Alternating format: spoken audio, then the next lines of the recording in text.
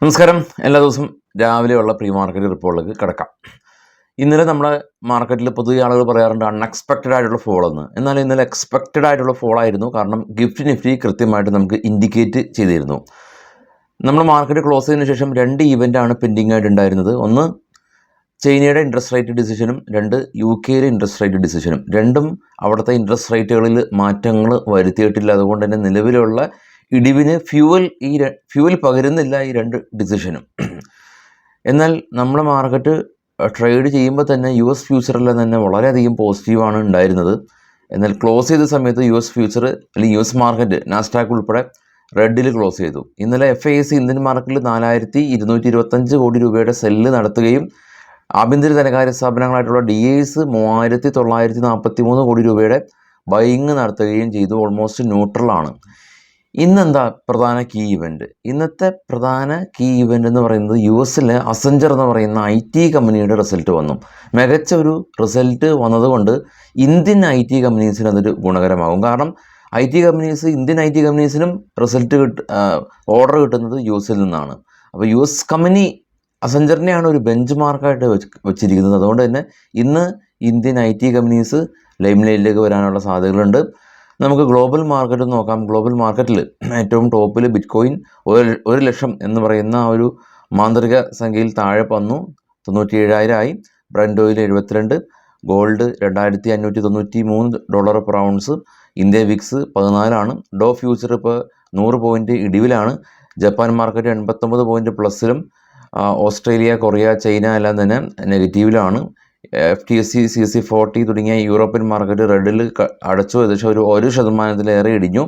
Dojo 15 point flat. Nasdaq 23 പോയിൻറ്റിൻ്റെ ഒരു ഫ്ലാറ്റായ രീതിയിൽ close നടത്തി.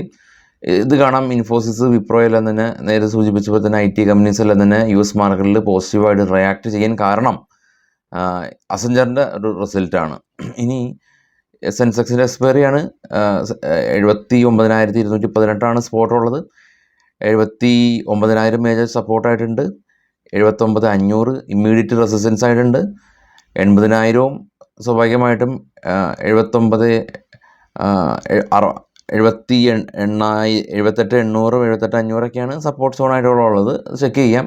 സെൻസിബിളിൻ്റെ പ്ലാറ്റ്ഫോമിലെല്ലാം തന്നെ ഒരു 5 മിനിറ്റ് ഇടവേളകളിലും ഇത് നമുക്ക് കൃത്യമായിട്ട് അറിയാൻ സാധിക്കും. സെൻസിബിൾ ഒരു പെയ്ഡായിട്ടുള്ള പ്ലാറ്റ്ഫോമാണെന്നാൽ സർവ്വത ഉപയോഗിക്കുന്ന ആളുകൾക്ക് അത് ഫ്രീ ആണ്. അല്ലെങ്കിൽ നമുക്ക് ഒബ്സ്ട്രാറ്റജി ഉപയോഗിക്കാം. അവിടെ ആ ഒരു 5 മിനിറ്റിൻ്റെ ആ ഒരു വ്യത്യാസം കാണാൻ പറ്റില്ല എന്നുള്ളൂ. അല്ലെങ്കിൽ OI പൾസ്, അങ്ങനെ ഒരുപാട് സോഫ്റ്റ്വെയർസ് ഉണ്ട്.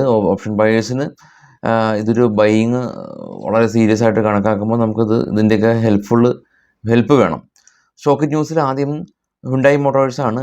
ഹുണ്ടായി മോട്ടോഴ്സിൽ വിൻസ്കോങ് കിം ഇവരുടെ മാനേജിങ് ഡയറക്ടറായിട്ട് അടുത്ത 3 വർഷത്തേക്ക് നിയമിതനായി. ഇൻഡിഗോയുടെ സബ്സിഡിയറി കമ്പനി $43 മില്യൺ ഒരു ഫിനാൻഷ്യൽ സപ്പോർട്ട് ഇവർ പ്രൊവൈഡ് ചെയ്തു. ഇൻഡിഗോയുടെ സബ്സിഡിയറി കമ്പനിയായിട്ടുള്ള IndiGo global aviation finance service ലിമിറ്റഡിന്. AU സ്മോൾ ഫിനാൻസ് ബാങ്ക് ഹരുൺ ഹസിക്ക് ഇവരുടെ പാർട്ട് ടൈം ചെയർമാനായിട്ട് വീണ്ടും അടുത്ത 3 വർഷത്തേക്ക് നിയമിതനായി. KPE green company Rajasthan state ഗവൺമെൻറ്റായിട്ട് hybrid solar and wind power project ചെയ്യുന്നതിന് വേണ്ടിയിട്ട് ഇവർ ധാരണയായി. വെർണോവ കമ്പനി 400 കോടി രൂപയുടെ ഓർഡർ ഇവർക്ക് ലഭിച്ചിട്ടുണ്ട്. BASF കമ്പനി ഇവരും അഗ്രികൾച്ചർ സൊല്യൂഷൻ ബിസിനസ് സെപ്പറേറ്റ് ഒരു കമ്പനിയായിട്ട് IPO വഴി ലിസ്റ്റ് ചെയ്യാനായിട്ട് BASFൻ്റെ ബോർഡ് അംഗങ്ങൾ അംഗീകാരം ലഭിച്ചു. IT സ്റ്റോക്ക് നമ്മൾ നേരത്തെ കണ്ടു.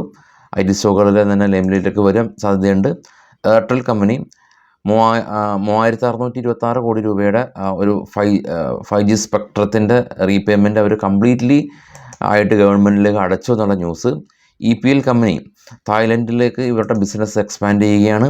കോസ്മോ ഫസ്റ്റ് കമ്പനി ലൈസിൻ്റെ എല്ലാം തന്നെ കവർ ഉണ്ടാകുന്ന കമ്പനിയാണ് കോസ്മോ ഫസ്റ്റ്. അപ്പോൾ ഇവർ ഇന്ത്യയിൽ ആദ്യമായിട്ട് ഈ വെഹിക്കിളിൻ്റെ എല്ലാം തന്നെ എക്സ്റ്റീരിയർ പെയിൻ പ്രൊട്ടക്ഷൻ വേണ്ടിയിട്ട് ഒരു പുതിയ പ്രൊഡക്റ്റ് ഇവർ ലോഞ്ച് ചെയ്തു. ലൈഫ് ടൈം വാറൻറ്റിയും കമ്പനി പറയുന്നുണ്ട്. സോഡിയാക് എനർജി കമ്പനി $720 മില്യൺ ഒരു ഓർഡർ കിട്ടി. ഏവിയേഷൻ സ്റ്റോക്ക് ഈ 55ാമത് GST കൗൺസിൽ ഈ ഒരു ഏവിയേഷൻ ടർബൈൻ ഫ്യൂവലിനെ GSTയുടെ അമിറ്റ് അണ്ടറിൽ കൊണ്ടുവരാനായിട്ടുള്ളൊരു സാധ്യതകളുണ്ട് എന്നുള്ളത് ഏവിയേഷൻ സ്റ്റോക്കുകൾക്ക് ഗുണകരമായേക്കാം. യുനോമിൻ്റെ കമ്പനി ഇവർ KOCF മിൻ്റെയും അലൂമിനിയം അതർ കമ്പനിയായിട്ടൊക്കെയുള്ള amalgamation national company law tribunal അംഗീകാരം ലഭിച്ചു. ഇൻഫോ എഡ്ജ് നോക്കിരിയുടെ എല്ലാം തന്നെ പ്രൊമോട്ടേഴ്സാണ്. അപ്പോൾ അവർ സ്പൂൾ പ്രൈവറ്റ് ലിമിറ്റഡിൻ്റെ സ്റ്റേക്ക് അക്യൂർ ചെയ്തു. സ്വാൻ എനർജി കമ്പനി ഇവർ RNVL കമ്പനിക്ക് ഉണ്ടായിട്ടുള്ള ഫിനാൻഷ്യൽ ഒബ്ലിഗേഷൻ ഏകദേശം 19,600 കോടി രൂപ അത് ഇവർ പേയ്മെൻറ്റ് ചെയ്തു എന്നുള്ള news.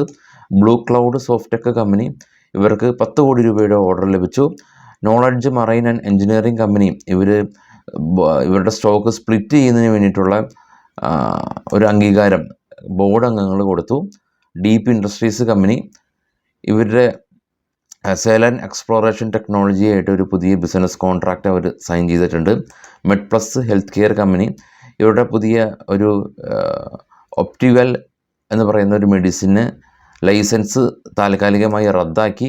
Mazagon dock ship builders company ആദ്യമായിട്ട് ഇവർ ഫാസ്റ്റ് പെട്രോൾ വെസൽസ് എല്ലാം തന്നെ